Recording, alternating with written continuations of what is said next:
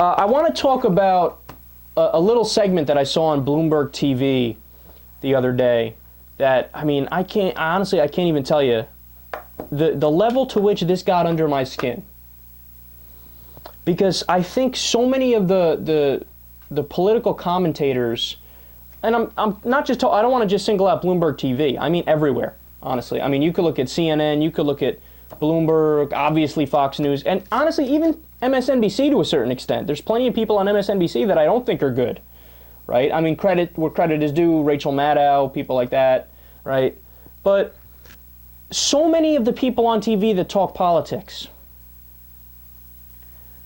either have no idea what the fuck they're talking about or are just flat out idiots. So I'm watching Bloomberg TV, and there's, forgive me, I don't know the woman's name, but I mean, she just was a really, really attractive, younger looking woman. I definitely don't think she's in her 40s. I'd be super shocked if she's in her 40s, probably in her 30s. Gorgeous, gorgeous woman. And she's giving this like end of the show. It was like a panel show where she talked to a whole bunch of people. Larry Summers was one, an administration official, an Obama administration official, and General Wesley Clark was another. Whole bunch of like, you know, really big players in politics. And so at the end of the show, after the panel discussion, she's giving her little, like weighing in with her 2 cents and like a little monologue. And her whole thing was the debt and the deficit, right? She's all, you know, I'm from New Hampshire, and I learned when I was growing up that it's just a matter of common sense that you don't spend more than you take in, and I think it's time to bring these principles of sanity back to Washington, D.C., and there is a $16 trillion debt, and oh my goodness, how bad is this? And look, to give her a little bit of credit, yeah, all that is true, right? And I agree. But the thing that I can't stand is that all of the sudden, when Barack Obama gets into power, since they can't find any other fault with anything else he does, they have to harp away on the national debt. Well, I got news for you. The national debt under Obama is $16 trillion. When Bush left office, it was $12 trillion. So under George W. Bush and all the predecessors, they got to $12 trillion, but nobody said anything about the national debt when it was them. But now when it's Barack Obama, all anybody wants to do is talk about the debt. And oh my God, isn't this such a tremendous problem? Where were you 5 years ago?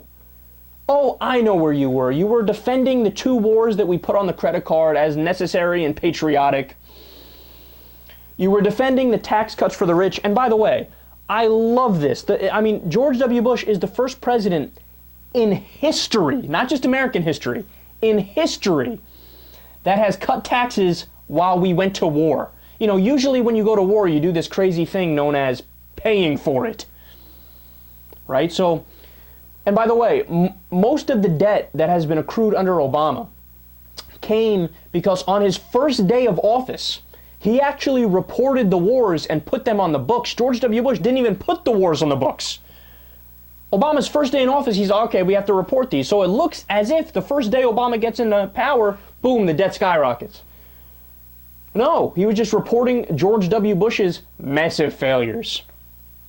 So the only thing that Obama has done to add to the deficit is the stimulus package, which was certainly arguable and certainly, at least a lot of economists say, necessary in order to get us out of the hole that deregulation and Republican economic theory had gotten us into.